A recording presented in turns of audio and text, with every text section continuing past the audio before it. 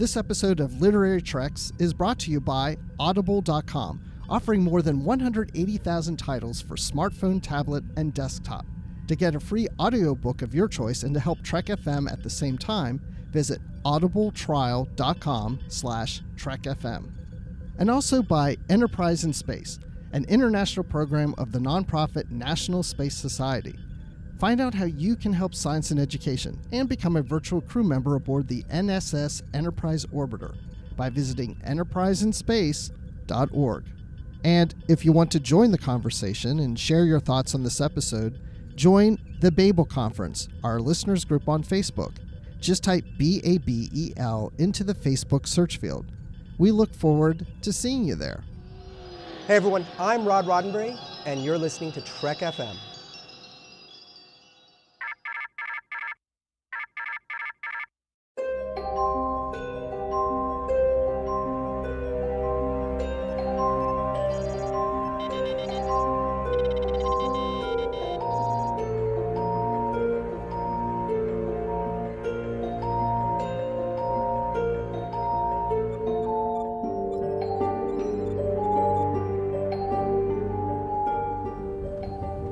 Are you taking all these books? I thought I'd take some light reading, in case I got bored. Welcome, everyone, to another episode of Literary Treks. I am just one of your hosts, Bruce Gibson, and this is Literary Treks 202. And with me, as he always is, because he's always here, always reading, always talking Star Trek, Dan Gunther. You can't get rid of me. I'm like that mismatched sock in the drawer that you lost the other side of ages ago. I'm just hanging around. You have no idea why you still keep me here, but I'm here. That's so funny. Every time my wife does laundry, and hey, anybody who's listening, I know how to do laundry. I do laundry sometimes myself. Don't worry. But that's her priority in the household for some reason. She loves to do the laundry. She put socks in my drawer, and there's always one lone sock every time. And then the next time around, it's no longer a lone sock. There's a different lone sock in there. So from now on, Dan, I'm going to call my lone socks Dan. I'm flattered, I think. I'll put Dan on this foot and just leave the other foot bare. Oh, well, that's kind of sweet, I guess. Thank you. I bet no one has ever said anything like that to you, have they? Not really. I have no idea how to feel at this moment. I have to be honest. Well, then I'm just going to tell you what we have coming up on today's show. So, in order to change subjects, we, in the feature today, are going to talk about those old Star Trek Fotonovels from the 1970s. So we're not going to review a book, so it's not like you've had to have read anything. We're going to talk about these old novels that came out in the 70s that were based on the episodes from the original series with the photos and stuff. And who we're going to talk to about his collection is Scott Mantz. You may know Scott from Access Hollywood, and he also does a lot of interviews, and he's a moderator, for example, at Star Trek Las Vegas. He's a big Star Trek fan, and he's got a collection of photo novels, and he's got a whole wealth of information for us. Really exciting that we're going to have him on the show. And Bruce, awesome job getting Scott to come on the show. So that's awesome. Really looking forward to that discussion for sure. Well, I just wrote him a big check and I said, Scott, it's all yours. No, I'm kidding. Of course not. He just likes to geek out about Star Trek like we all do. So he was more than happy to come on and talk about that. But before we do that, let's talk about what we have in the news of Star Trek literature. So on StarTrek.com, on August 22nd, an article came out about IDW's Trek Adventures for November. And this looks really good because we have a few releases coming out. We have Star Trek Boldly Go number 14. And it looks like it's the second issue, part 2 of 6, of an IDIC series within the Boldly Go continuity. Yeah, this looks really great. So we talked a little bit about issue 1 coming out in October, and this is that big multiple parallel universes all coming together. And the cover of this one, you guys might remember from the ongoing series. They had that mini series with the gender swapped universe. So there was a woman Captain Kirk and First Officer Spock, and all the genders were flipped from how we know Kirk and Spock in our universe, or the Kelvin timeline. Man, all these universes, they're getting really confusing. And this series is not going to make it any easier, because apparently multiple parallel universes collide. And in the little blurb, they say infinite diversity in infinite combinations spells infinite danger to all. So pretty excited about that one. Like other releases, this will have a few variant covers. There's a cover by Tony Chastain and a second cover by Pyotr Kowalski, and also a variant cover by Yoshi Yoshitani. So if you're a completist and want to collect everything, IDW would love to take your money. Yes, if you want all those variant covers. And then with all these different universes, parallel universes colliding, it makes me wonder, I guess we'll maybe see the Mirror Universe in there too, and maybe our Prime Universe with the Kelvin timeline and all them all mixing up. I don't know. We shall see. Definitely. Well, we'll definitely bring that to you when it comes out, for sure. I'm actually really looking forward to reading this series, because I'm curious what they do with that. Well, I like that it's 6 issues that make up the big story, because if you're covering multiple universes, you need to spend the time to do it, because it can get to be a bit too much if you try to combine it into just 1 or maybe 2 issues. So I like it when they do a big story arc like this, because I feel like the comic can really spend some time getting deeper into the story. Sometimes I've mentioned it, for example, with the Waypoint stories. They're so short that sometimes I feel they may be a bit rushed. So I don't like it when it's rushed. I like it when they seem to be able to fit the whole story into the issues. Right. Yeah, no, for sure. The six issue stories always seem to be my favorites as well. So speaking of series and issues, we have Discovery number 2 coming out in November by Mike Johnson and Kirsten Beyer. And this is just, of course, the new Discovery line of comics that are tied into the TV series. That's really going to focus a lot on the Klingons. And I must mention variant covers. We have Aaron Harvey, who just recently announced that he has a variant cover with this issue coming out in Discovery, and he's been chomping at the bit for months, wanting to tell people that he had this coming. He just couldn't say anything, but now he can, and we can say that too. So Aaron Harvey here of Trek FM has a variant cover with this issue. Awesome. Yeah, looking forward to seeing that. I know Aaron's very excited about it. And yeah, so this is, like we said, it's the second issue in the Star Trek Discovery series. Not a lot given here in the little marketing blurb. All that it says is, in this exclusive tie-in comic to the new television series, secrets are revealed that will change the course of the galaxy forever. Can you get more generic a description than that? So I've never heard a description like that ever in my life. That's amazing. Change the course of the galaxy forever. Wow. Not much to discuss with that one, I guess. Not yet. But when we read it, oh my, yes, there will be discussion. Well, it also shows that we know Discovery number 1's coming in October. Of course, Discovery number 2 in November. So obviously this shows it is a monthly title.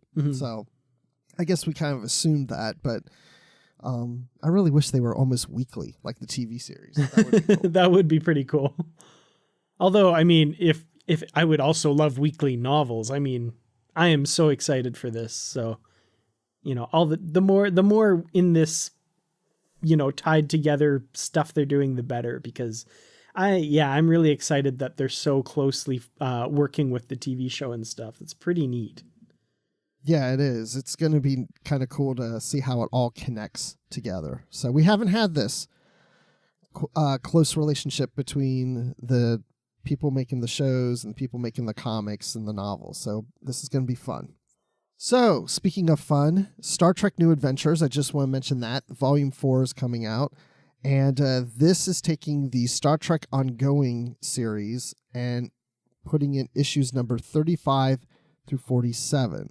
So Dan and I were talking before the show that, we've had trade paperbacks of the ongoing comics before that usually contain about 4 issues. Mm-hmm. These are bigger volumes in this round, so we're getting a lot more issues, about 12 issues in each one. So I think volume 4 would be the second to the last one, because they went 60 issues. Since this goes to 47, I would assume the next one would contain the last 13 or so. That makes sense. Yeah, and this one, it's a big volume, 292 pages, a price tag of $29.99, and it contains 4 separate miniseries in the ongoing comics. So we have the Q Gambit. You might remember that story with Q and Deep Space Nine and all that cool stuff.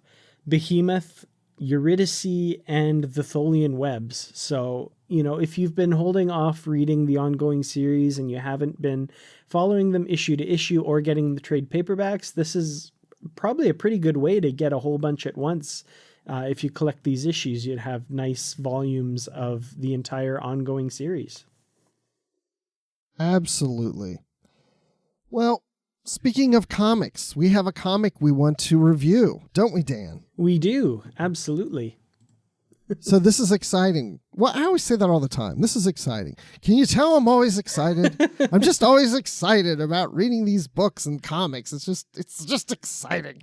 Anyway, this is Star Trek New Visions number 17, and it's called All the Ages Frozen. Yeah. So kind of fitting that, we're going to have the feature later about the photonovels. We have, another one of these John Byrne photonovels in quotation marks. What a coincidence that we're doing this issue on this show with photonovels. Weird. It's almost like we planned that. That's strange. But yeah, no, these stories, of course, inspired by those photonovels John Byrne has said.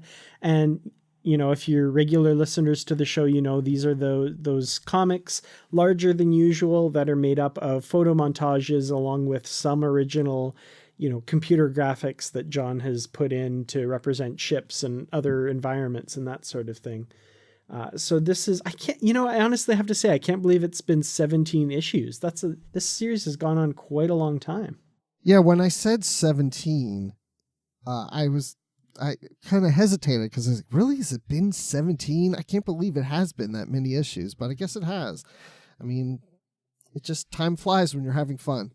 So let's dig in a little bit into this, I wanted to call it photo comic. How's that? That works. So this takes place, of course, during the original series, and it's Stardate 6399.4.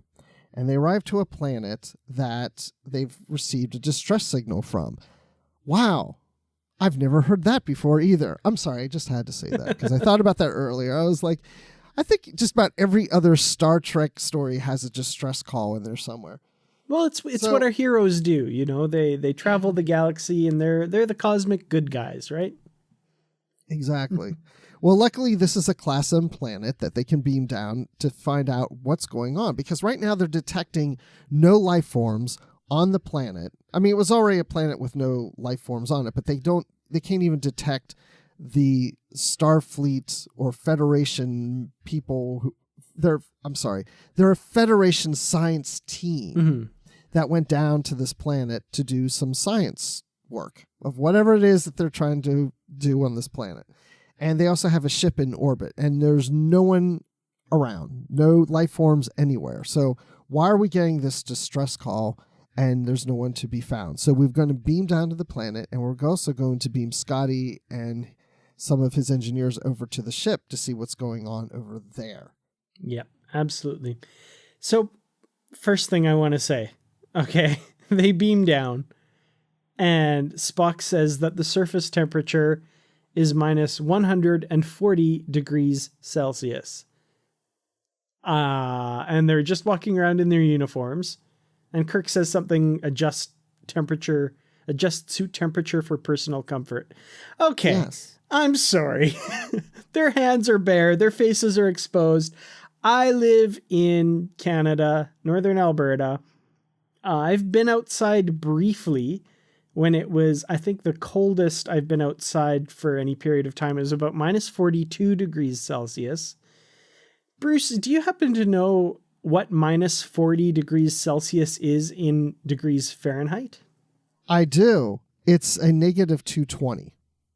Fahrenheit? Minus 40 Celsius to minus 40 Fahrenheit?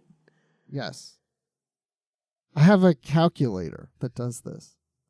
Minus 140 Celsius is minus 220 Fahrenheit. Okay, minus 140, yeah. But I've been outside when it was just minus 40.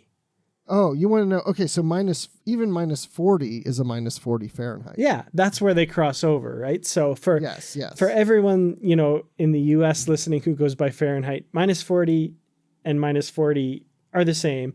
So you go to minus 140. You can imagine how cold that is. There is no way. They are not. No. Doesn't make any sense. Spacesuits. Well, no, because because they're uniforms, you can control the temperature gauge, and it regulates the blood flow throughout your body to keep the warm temperature in you with that. You're right. You're right. Oh, man. And another thing, sorry, and this is very nitpicky details, but if their uniforms could do this at that temperature, why were Sulu and them freezing on the planet in the episode The Enemy Within? They're just... Because their uniforms ran out of batteries. I don't know. Well, and then also, why do we see them in the motion pictures wearing, coats and jackets and stuff? Yeah. Occasionally, Yeah, I don't have an answer for this one, except our world answer to this is that to make the story work, you have to explain, well, why aren't they wearing coats when they're down there? Well, because the photos they're using don't have them in any coats, so they can't do it. So then my question would be, why even make it minus 140? Just say it's minus 20, and that's pretty cold.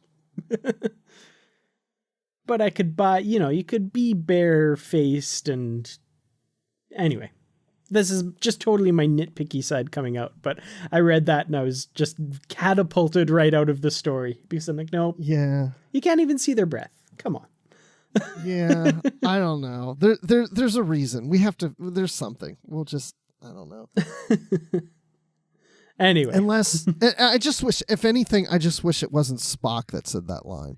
Because if it was somebody else, you could have just said, oh, Kirk was just messing with Bones. It really wasn't minus 140. Mm-hmm.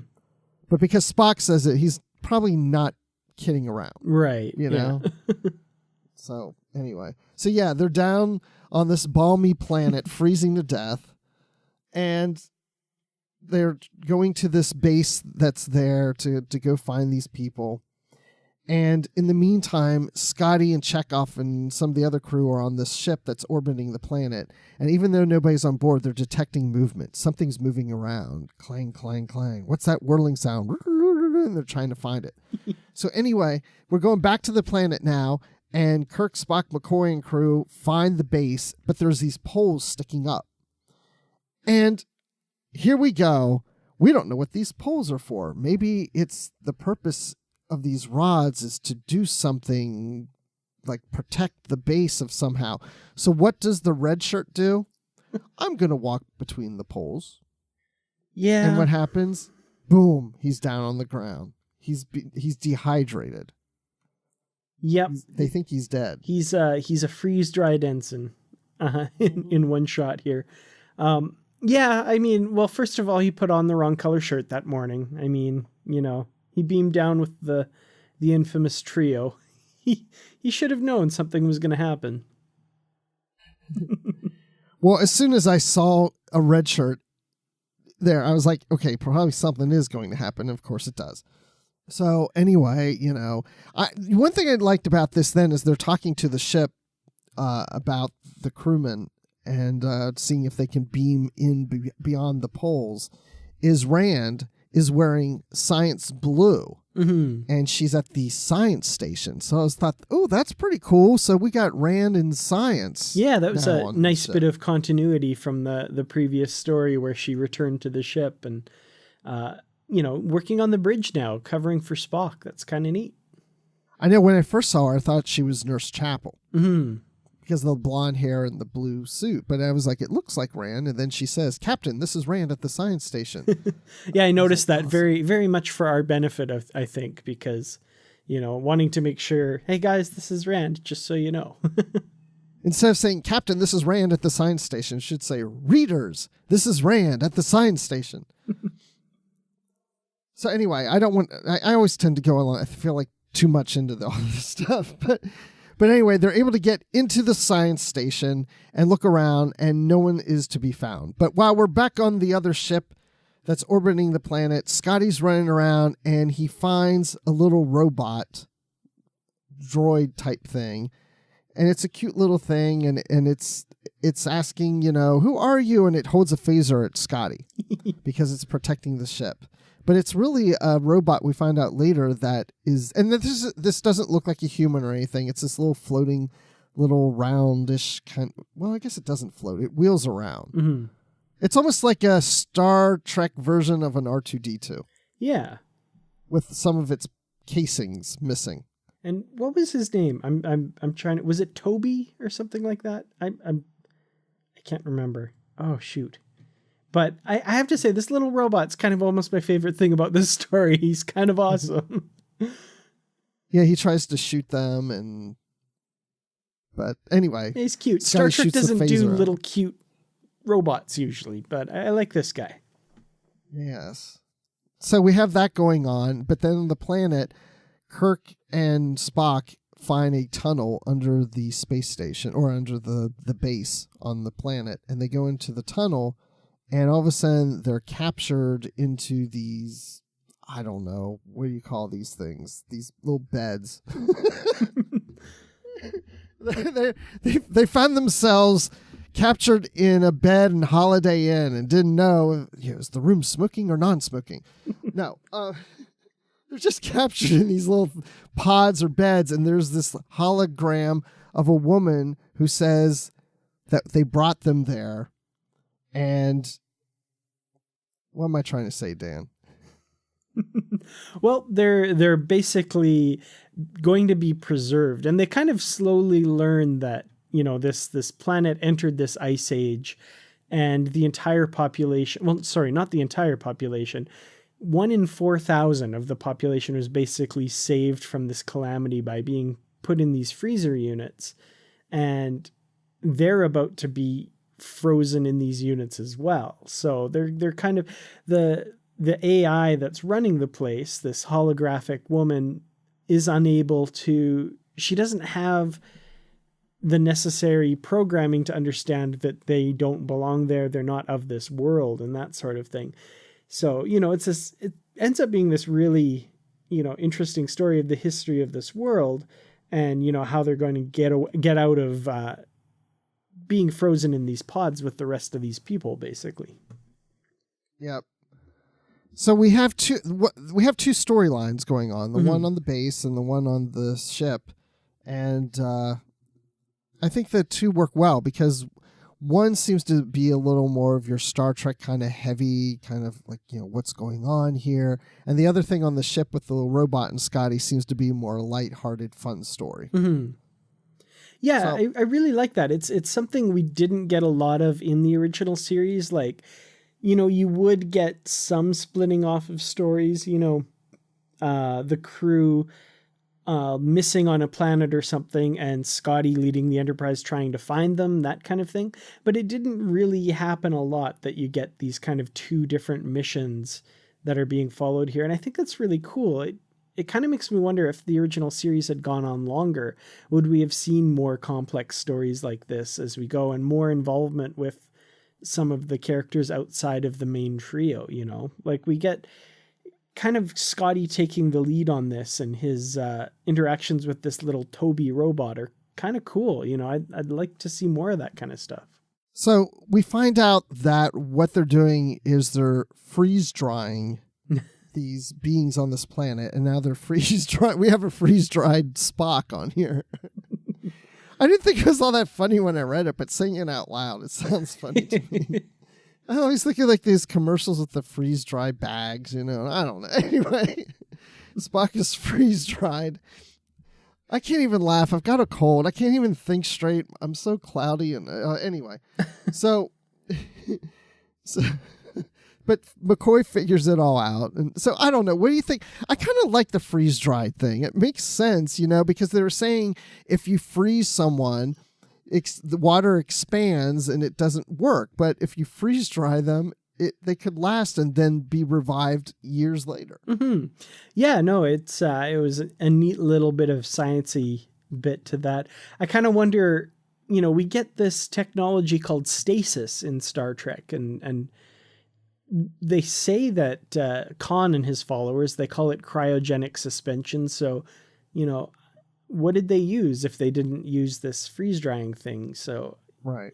I don't know, but I thought the same thing too. Yeah. Yeah. But it's interesting. Yeah. Yeah. So overall, what did you think of this issue? I enjoyed this one, and I think this one benefits from mostly being on the Enterprise and on and in other Federation facilities and ships, because to me, the weakness in these stories, again, is when you're trying to do alien environments and weird places, and they just look unreal. They look computer generated and too out of place. But in this one, they're on the Enterprise, they're on this other Federation ship, and they're in the science station for the most part. There's a few alien environments they get into when they're in the caverns below. But, for the most part, I think the look of this one holds together possibly better than any of the other stories before it. So it doesn't pull me out of the story that way.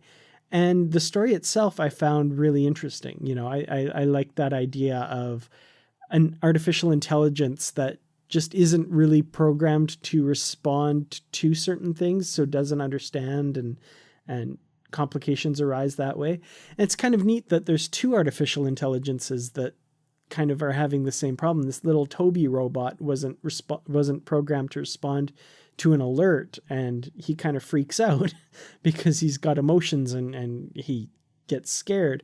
And then this other artificial AI, doesn't know how to respond to Kirk and them because she doesn't even have the concept that aliens might visit the planet.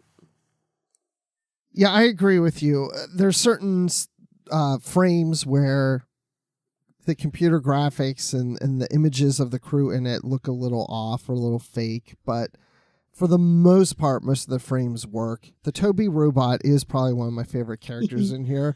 I would like to see that they recruit Toby onto the Enterprise and Toby be on future issues of this series. That would be fun. Mm-hmm. The other thing I liked about this is it's like you're saying, it's like we have the hologram image down the planet and we have Toby, and both aren't programmed to do exactly to know how to handle the different situations to deal with another race approaching the planet or the ship. And I liked how Scotty, when he finally becomes friendly with Toby, is able to go in and reduce Toby's feelings so that he doesn't freak out as much about things. So, yeah, I mean, it was enjoyable. I like it. I like that there were two storylines. I think that's the thing I like most about it, is that we had an A plot and a B plot going on throughout the issue. So it was this back and forth, and it kept my interest going and continue reading, as opposed to just staying on one storyline throughout. Because these are usually longer than most comic books. Mm-hmm. So I think it benefits to have multiple stories. And I say that being two different storylines, but then we also have some scenes that are taking place on the Enterprise. So in a sense, there's almost kind of like two storylines and a mini story, third storyline in there too. So Mm-hmm. I enjoy it. So I say I give it a thumbs up. So read it. It's good. Yeah, definitely a recommend for me as well. If I think if you're looking for a story that uses this whole New Visions idea the best, this one might be it. I think it looks the best to my mind, I think. I agree. And speaking of photos, I think we go right into the feature and hear about the Star Trek Fotonovels from the 1970s and the collection that Scott Mantz has, because he's going to tell you all about it. So here we are in the feature, but unfortunately Dan couldn't join us. So we really want to go and talk about photo novels, and there are these things that came out in the 70s, I think in 1977, 1978. And I was listening to Engage, the official Star Trek podcast with Jordan Hoffman a few months ago, and I heard Scott Mantz on there talking about photo novels, his collection. I thought, what a great opportunity if we could get him on the show, talk about the photo novels, because I don't know that much about it, and I think there's a lot of Star Trek fans out there that don't, and let's learn something more about them. So I want to welcome Scott Mantz to the show. Scott, how you doing?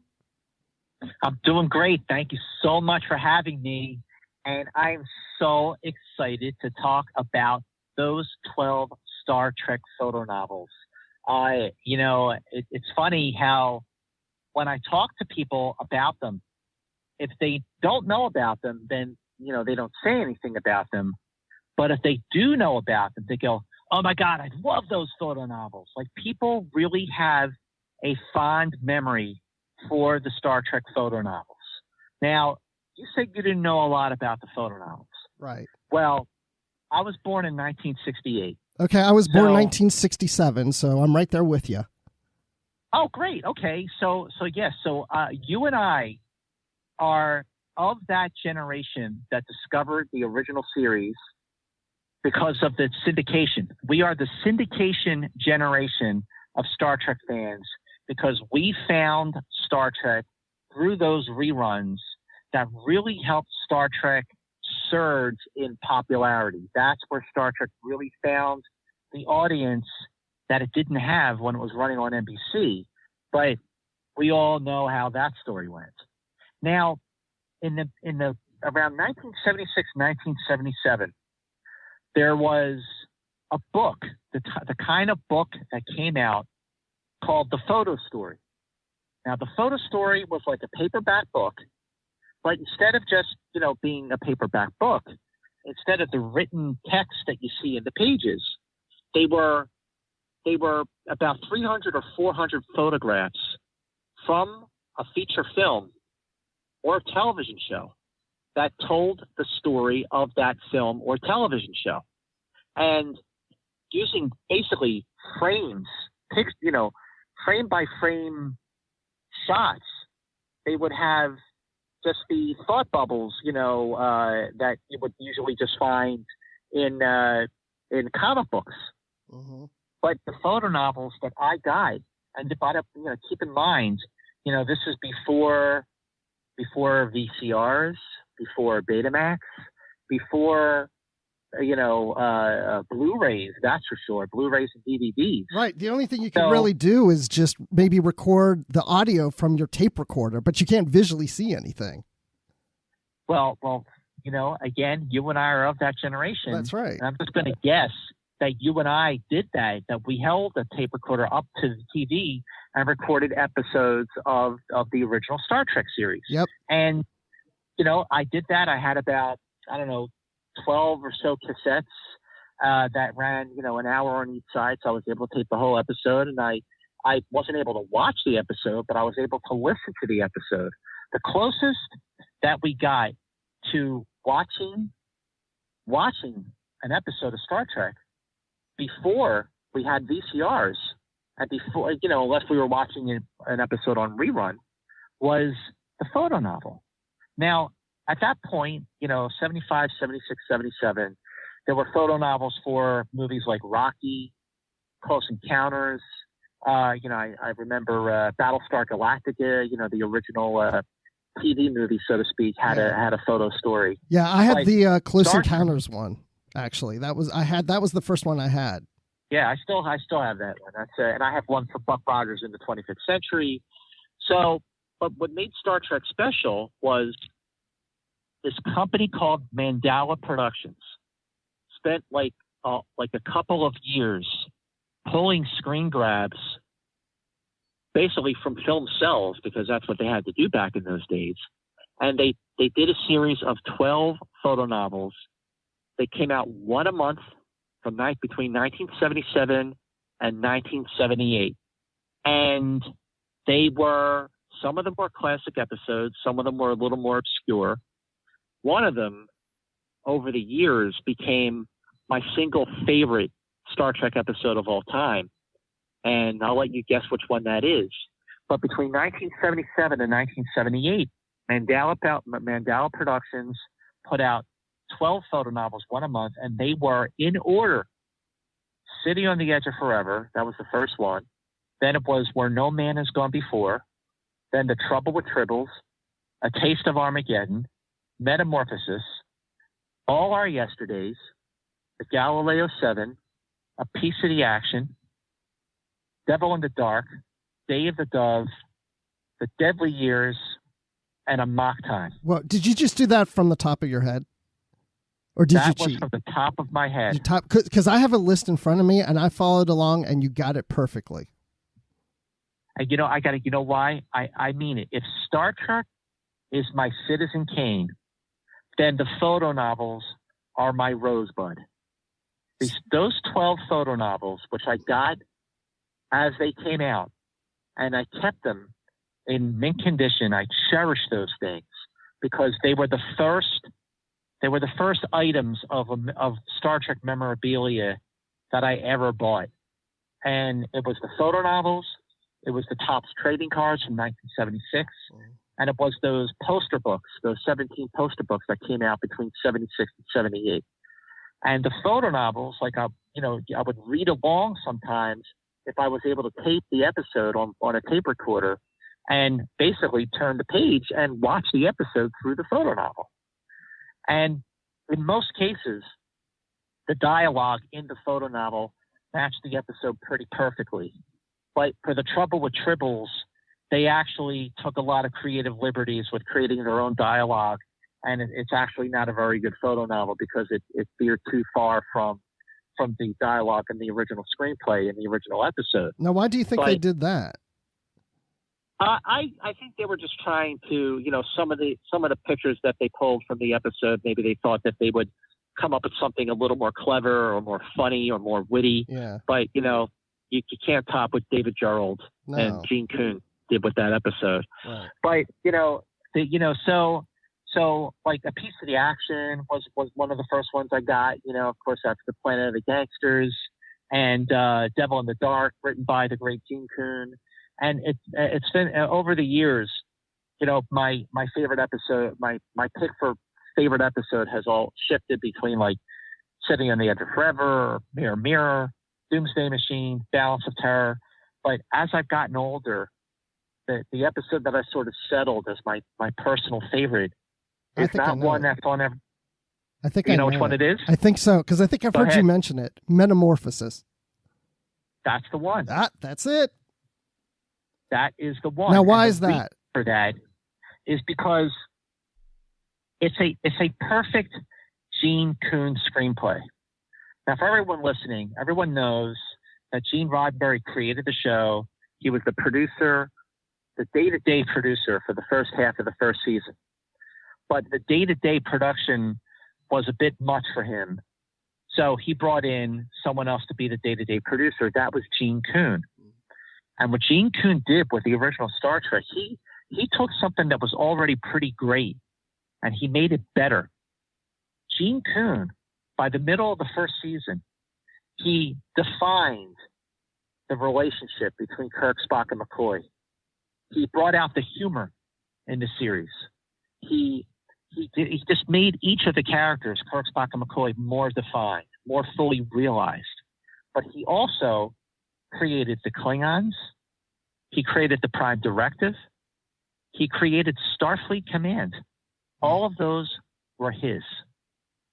But the screenplays that he wrote, his original screenplays, were two of the finest episodes of the series, Devil in the Dark and Metamorphosis. Mm-hmm. And in Devil in the Dark episode, which is photo novel number 9, Kirk and Spock, they go to Janus 6 to kill whatever creature is killing the miners. And then they realize that the Horta was a mother protecting its eggs. Right. And it flipped the episode over. The humans, they saw something they didn't understand. They feared it. They tried to kill it. And then they realized they were wrong. they realized that they were judging a book by its cover, and they never occurred to them that the hoarder was a mother. Right. And it flipped the episode over. But that discovery happened towards the end of the episode. Now, I always said, you take Devil in the Dark and turn it into a love story. It's Metamorphosis.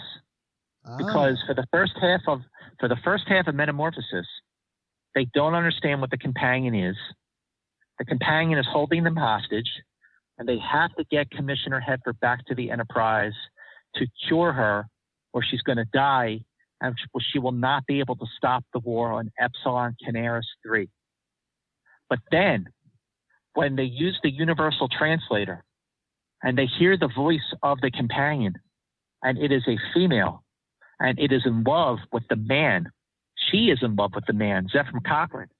It flipped the episode over. Yes. It went from being a drama with a ticking clock for them to get off the planet, and it immediately flipped over and turned into a very sensitive, beautifully told love story. Of all the episodes of the original series, Metamorphosis is the most sensitive, delicate episode of the series. It is the most moving episode of the series. Even more moving, I have to say, than City on the Edge of Forever, which just comes down to that moment where Kirk stops McCoy from saving Edith Keeler. But the cinematography of that episode, Jerry Finnerman, the purple sky on the asteroid, he was at the top of his game. The score by George Dooning was gorgeous. I mean, it's one of my favorite scores, up there with Amok Time and Doomsday Machine and Conscience of the King. His score for Metamorphosis is brilliant and beautiful. And Eleanor Donahue, who up to that point was best known as the daughter from when Father Knows Best, you know, she had taken a few years off from acting, and now in this one episode of Star Trek, the range that she displayed, where she goes from being this sort of tough as nails commissioner to the vulnerability as she realizes that she's dying, and she realizes that she missed out on life because she never had someone to love or to love her, to then, in the last act, this beautiful, delicate companion. I mean, that's all in one episode. And she pulled each of those shifts off brilliantly. And remember in the end of the episode when Cochrane is telling the companion, I can't wait to take you off this planet. There's a whole universe out there. I'm going to show you all of it. And she holds up her scarf. Yes. And then she sees Cochrane through the scarf, because at a moment of serendipity, the director of the episode, Ralph Sinetsky, realized that Eleanor Donahue's scarf was very similar to the animated layout of the companion. So she held it up, and she saw Cochrane the way she had always seen him, through these colors. And then she puts the scarf down and says, I can't go with you. If I leave this planet, I will cease to exist. Mm-hmm. And at the end of the episode, when Cochrane tells Kirk, I can't leave. If I do, she'll die. Now that I see her and touch her, I know that I love her. We'll have a lot of years together, and they'll be happy ones. And Kirk just says, all the best. I mean, it's it's timeless. I don't care how many times I see the episode. When I watch it, it hits me on an emotional level. And the photo novel is great. It's photo novel number 5. This would have to be your favorite of the photo novels if it's your favorite episode, right? Yeah. Oh, yeah. Sure. Without a doubt. Yeah. And how many copies of that do you have?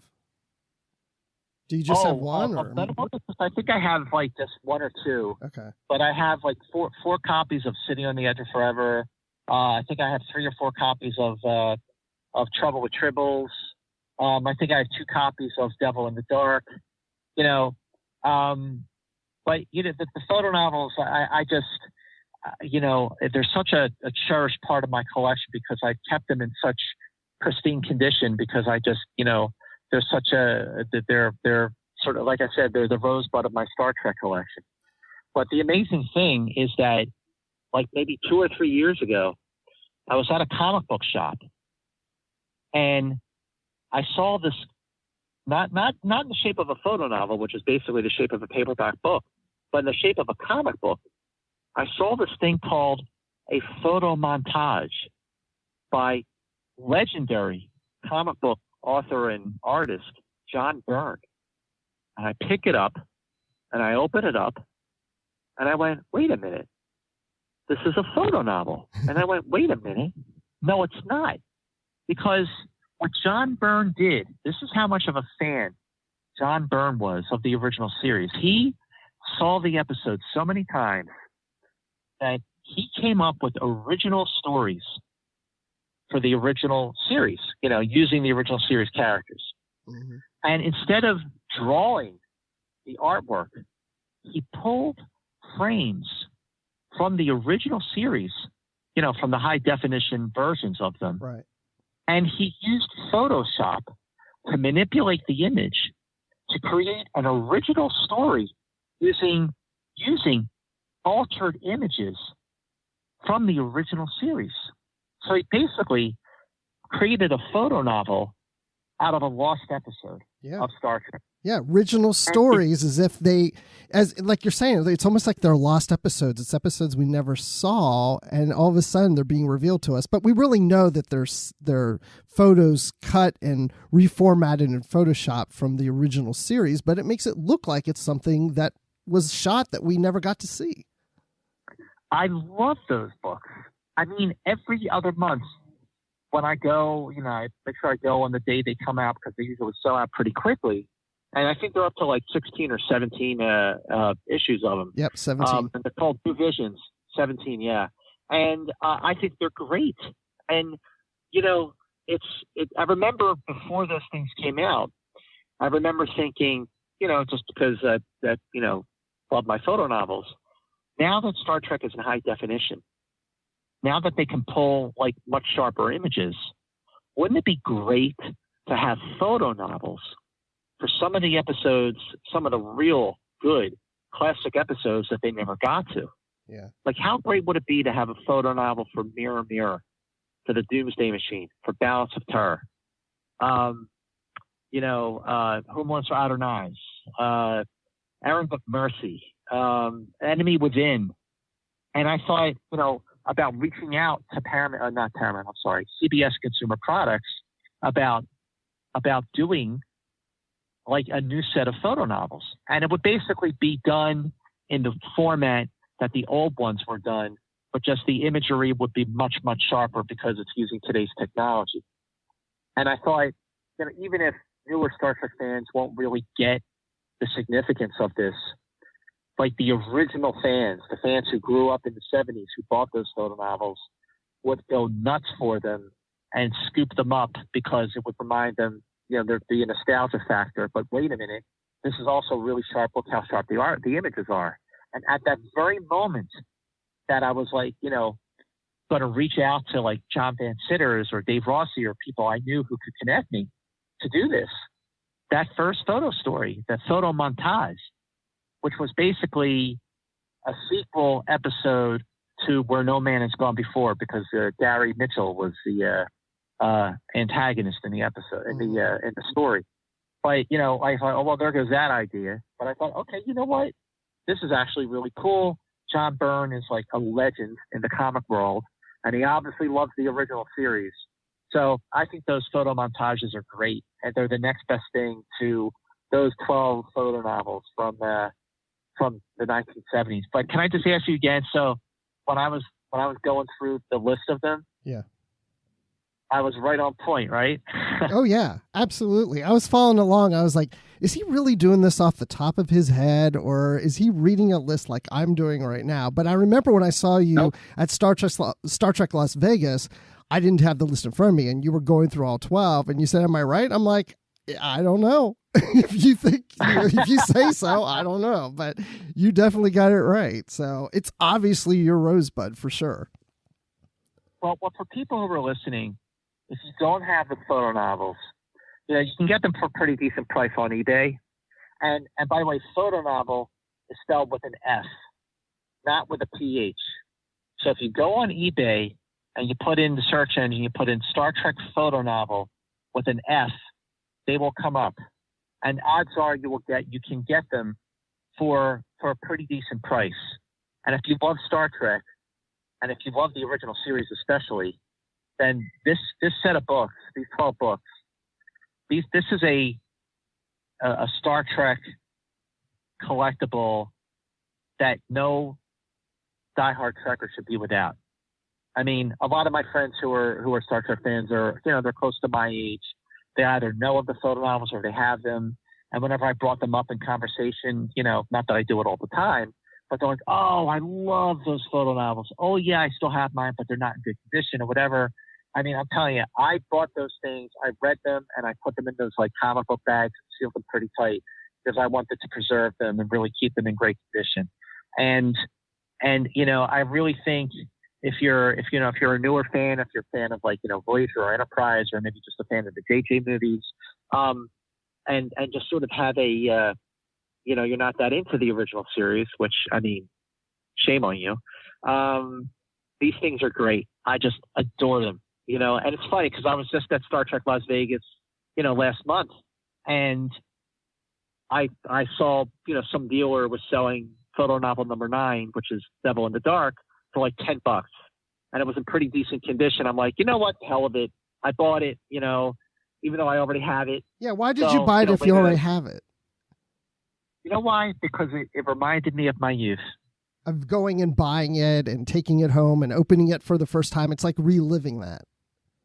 Exactly. Okay. I mean, I was staying, I was there for like 5 days in Vegas staying at the Rio. So, at the end of the day, when I got back to my room and I was just sort of like decompressing from the day, and I, laid down on the bed and I turned on the light, and I'm sitting there like reading photonovel number 9 for the first time in like decades.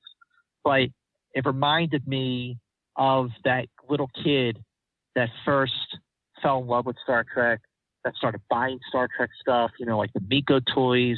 I had an AMT Enterprise model, and, those classic 1976 Topps cards, which are worth quite a bit of money now. Yep.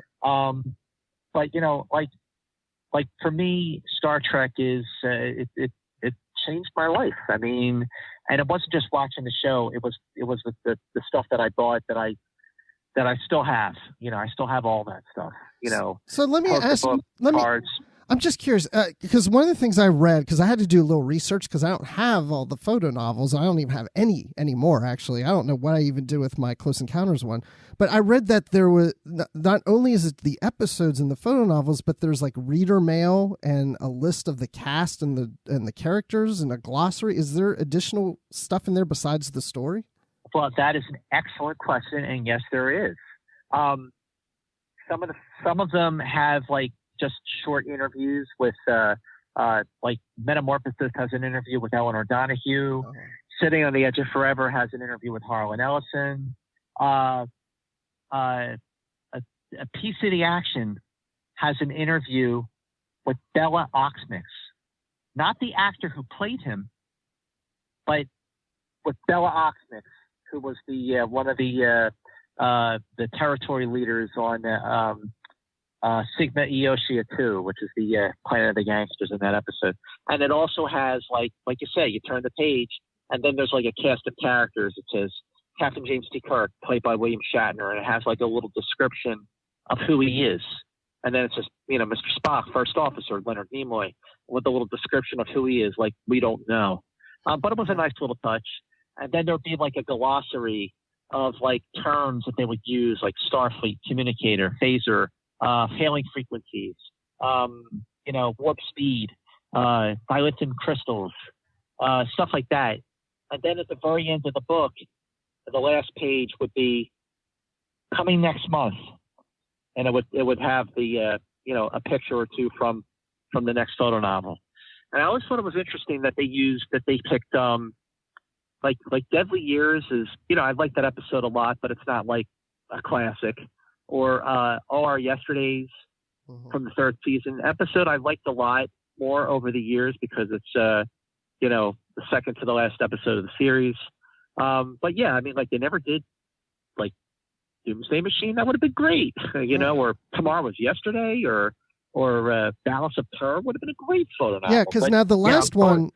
The last one is a mock time, and you were saying that at the end of each one it would say the next one coming up. Did a mock time say there was another one coming up, or did they know it was ending right there? It did not. They knew that was the last one. Okay. Because even by that point, this is 1978, VCRs started to get sold, and people are like, why should I get a book of photos when I could just tape it and watch the real thing?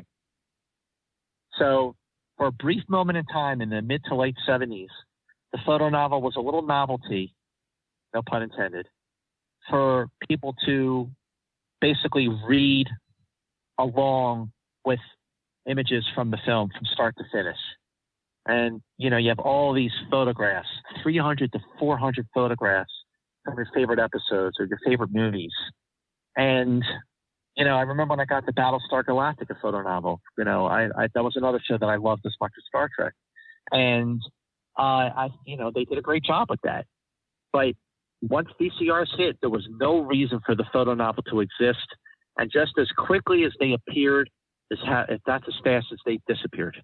Well, except I also found out that you're right. I mean, with VCRs, you can record the shows, but the movies are in the theaters. And back then, when the movies were in the theaters, they wouldn't show up on TV for maybe a couple, 2, 3, 4 years or whatever.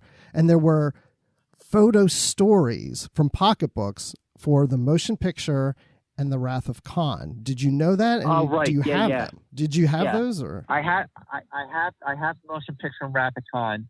Motion picture was, it's in color, but Wrath of Khan was in black and white, and it just really yep. Oh, why would they do black and white? It was It didn't really work. Yeah. Didn't really work, but they did it. And after Wrath of Khan, they could have, if they had done Wrath of Khan like they did the motion picture, it would have been great, but they didn't. And it just stopped. Well, this is really interesting to me. You're right. It's very much a generational thing. You couldn't watch a show unless it was airing live. You couldn't record it. You couldn't watch it later. You had to catch it as it was on, but you were able to relive those episodes and revisit them all in your hands. And I think that's why this is such a prized possession for you, because it's a physical connection. It's something you can hold in your hand that relates to when you were a kid watching Star Trek. And you can't hold what the episodes you're watching in your hand unless they're in a book and there's all the photos and everything. So I can see why they mean so much to you. And you know what? You're hit on something really important. Like even with, my Blu-rays of the original series, I have to put it in a TV and watch it.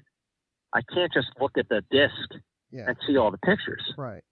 So with the photo novels, I don't need any power. I don't need a Blu-ray player. I don't need a TV. I just open a book and there are all these pictures. So for me, owning a photo novel was like owning a piece of Star Trek. Like literally owning a piece of Star Trek, because all I had to do was turn the page and there's another picture, and then turn the page. Oh, there's a picture of the Enterprise. Oh, there's a picture of, the commissioner, giving Kirk a hard time, whatever. And it was for, a 7-8-year-old kid who just loved this show and still does. It made me happy to be able to have that sort of like this episode is mine. Well, that's awesome. Is that a little sentimental? Well, I have a box of tissues here. I'm wiping my eyes right now. So sentimental. No, actually, no, that's great. I mean, I love your enthusiasm. I always loved hearing you moderate Star Trek panels and host Star Trek events. I saw you at the Paramount fan event last year, and it's great. And you have something else coming out. You've interviewed William Shatner for the Wrath of Khan screening that's coming out. Could you tell us a little bit about that? Sure. Well, Fathom Events is this organization company. They re-release classic movies in theaters, and they do it for like 1 or 2 days. And it's a nationwide in theaters around the country, like 800 theaters around the country. So as part of the incentive for people to go watch the movies again, they do programming that precedes the film. So when Star Trek II, The Wrath of Khan is shown in theaters on September 10th and September 13th, it's going to be preceded by a brand new exclusive interview with William Shatner about the making and impact of The Wrath of Khan. And I did the interview with him. That's awesome. And he was great. He was warm and gracious and a lot of fun and very funny. And he could tell that I was a fan, but, you know, I'm also a professional. I mean, this is what I do for a living. And it was a great interview. And I really think that whether you've seen Wrath of Khan 200 times or you're seeing it for the first time in theaters on September 10th and September 13th, you're really going to love this interview.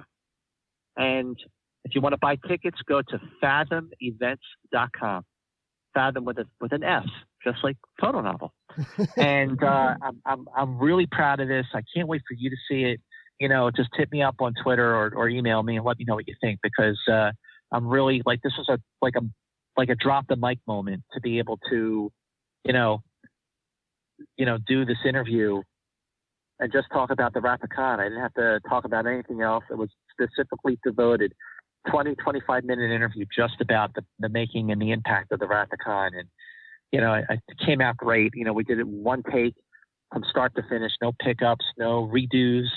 And it was really awesome. Shatner is the man.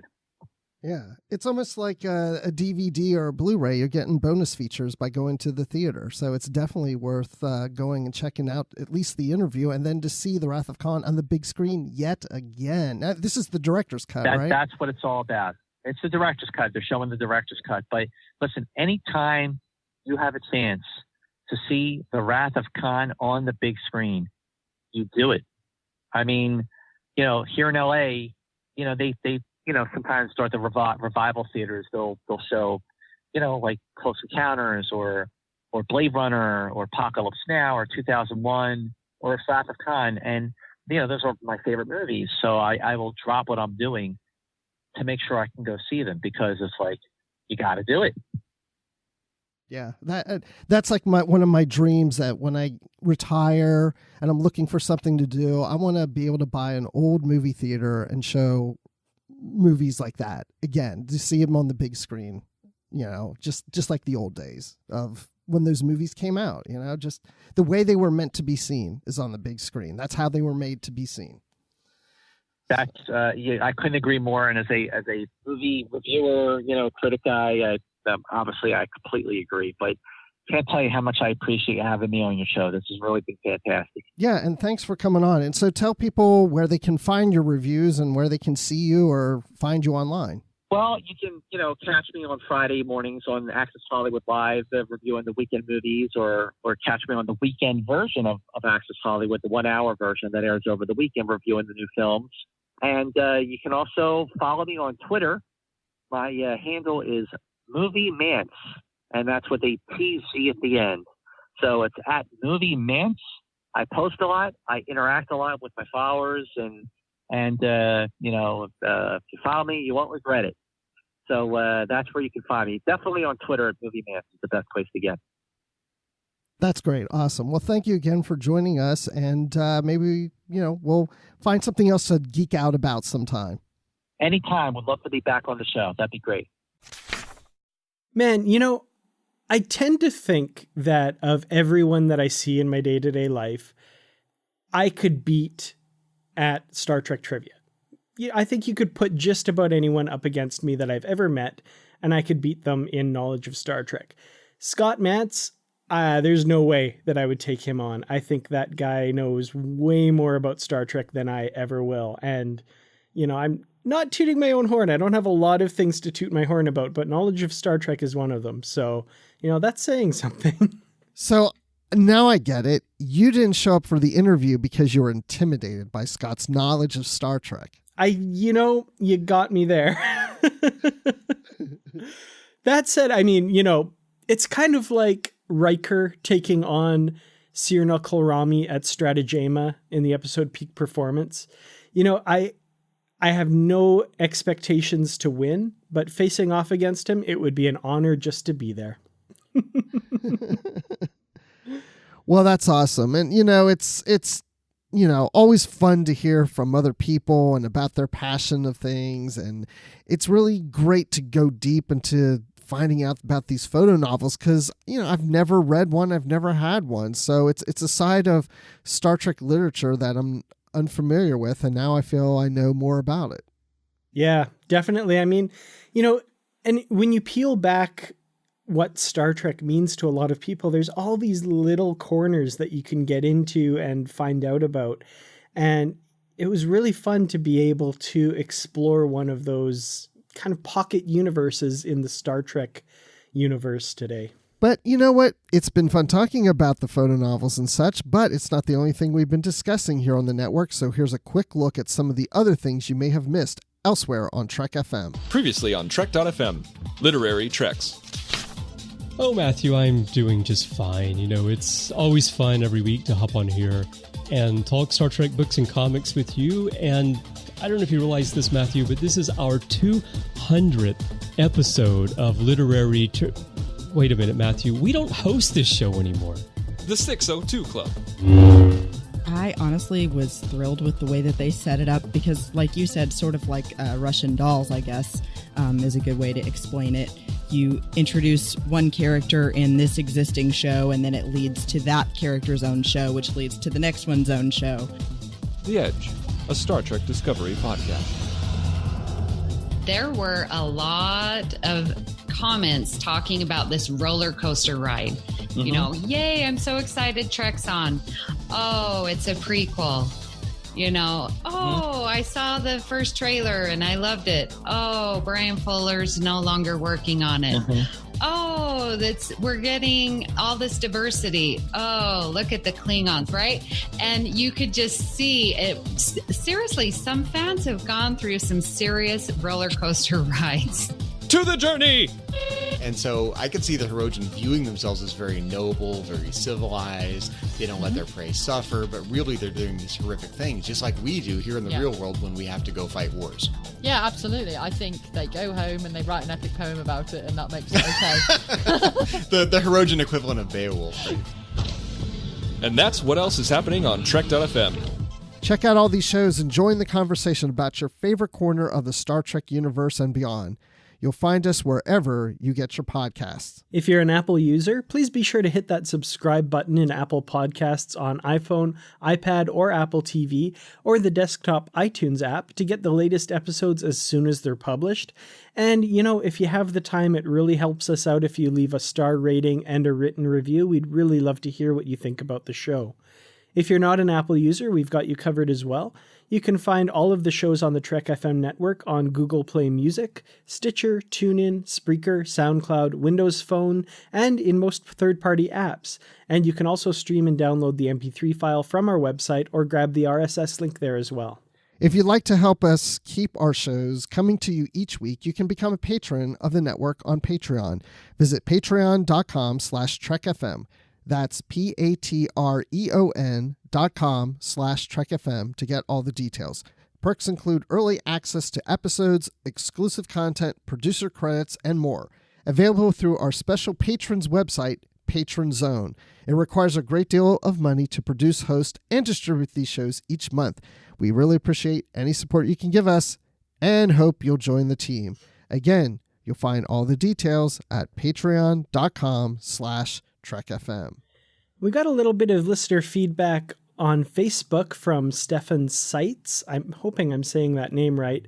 He messaged me and he wanted to thank us and our co-hosts for another fabulous podcast. And he was talking about episode 200, where we talked to Dayton Ward and had some awesome messages from various hosts on the network. He says, it's really inspiring what you guys do and the passion behind it. So I have a question. 1, how long do you usually need to read a Star Trek novel? And 2, as I was younger, I could read anywhere. Now I can hardly concentrate, since I started comics. I live in a loud environment. Can you relate to this issue? And if so, are there some techniques how to learn to refocus and concentrate while reading stuff. Well, these are really good questions. First of all, how long do I usually need to read a Star Trek novel? Usually, however much time I have until the night before we're recording an episode of Literary Treks. Tends to be my pattern lately. Wow. So I think on average, for an average Star Trek novel, I've clocked myself at about 6 hours, I think. Mm-hmm. So usually what happens is we record typically on a Wednesday night, sometimes a Thursday night. I usually start reading the book about a week prior to that. Most of my reading is done on the weekends. I try to put at least 2 hours in on a Saturday and 2 hours on a Sunday. So the bulk of my reading is done on the weekend. I try not to read up until we get to the day of recording, because I'm afraid with work and everything else I'm having going on, I don't want to stress and go, oh my gosh, I won't have time to finish the novel. So I try to get as much done over the weekend. I might go past Sunday and still have like an hour or so left to read, but I'm trying to get it all done a few days early. So that's about the average for me. Mm-hmm. Yeah, I usually spread mine out over the course of about a week. And that's, I'm reading other stuff at the same time, and I'm kind of pacing myself. If I do have to, like if I've found myself without a lot of time to read and, I kind of push it, I can get it done in a day or two before we record if I have to, but that's a panicky week if I'm doing that for sure. Yeah. And if I travel quite often in my job, so I get a lot of reading done on the plane. Mm-hmm. So that helps me a lot too when I travel. So excellent. Well, your second question, actually, I'm really glad you asked this. I lived in Korea for 2 years, and apparently there's a part of your brain that you use to actively block out people around you speaking while you're trying to concentrate on something. And if you live somewhere where everyone's not speaking your native language and you don't have to do that actively, you lose it. So when I moved back to Canada from Korea, I found I could not read in a room where there was anyone else talking or a TV on or a radio on for the longest time. So, it's definitely a skill you have to build up. And, as far as techniques to be able to refocus and concentrate while you're reading something and blocking stuff out, all I can say is it really takes time and practice. And what you really should try and do is find, a quiet moment, find somewhere where you can kind of cut yourself off from the distractions, maybe turn off the phone, don't have that stuff around you. Plan to spend a good hour reading, with nothing else around you to distract you if that's possible.